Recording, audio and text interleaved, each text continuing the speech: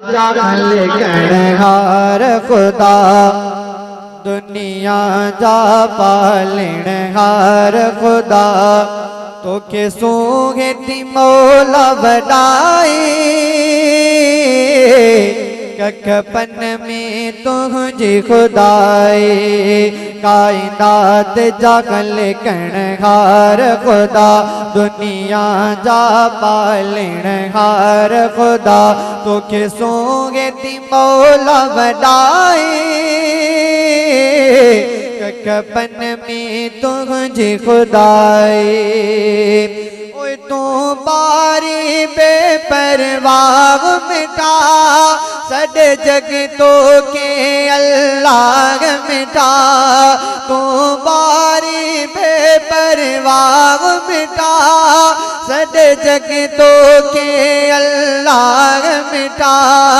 हर शय ते कुदरत आ तुझे सजे जग में अज़मत आ तुझे रंगीन दुनिया तो सजाए कखपन में तुझे खुदाए ओए तू सखी तू सखावत जगत करे कहीं के नब क्यों रब साई चले तू सखी तू सखावत जगत करे कहीं के नब क्यों रब साई चले तू मुस्लिम पाले तो साई काफिर बेकीन को बुक मारी बस आगे बसी लोक माए कखपन में तुझे खुदाए तू अकेलो अगद समझ आगे तो शान खुदा को शरीक आगे तू अकेलो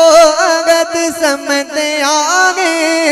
तो शान खुदा को शरीक आगे तो के कहीं न जड़ो आगे मालिक न को तो जड़ो कहीं के खालिक तो के कहीं न जड़ो आगे मालिक न को तो जड़ो कहीं के खालिक कुरान में ये फरमाए कखपन में तुझे खुदाए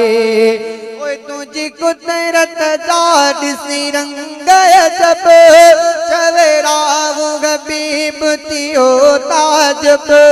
तुझे कुदरत जाद सी रंग जब सवेरा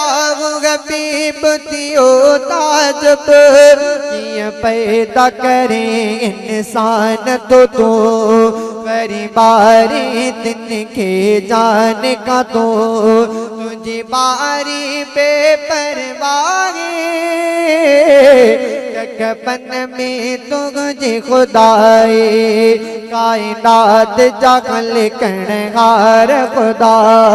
दुनिया जा पालनहार खुदा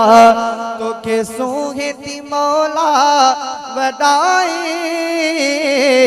कखपन में तुझे खुदाए।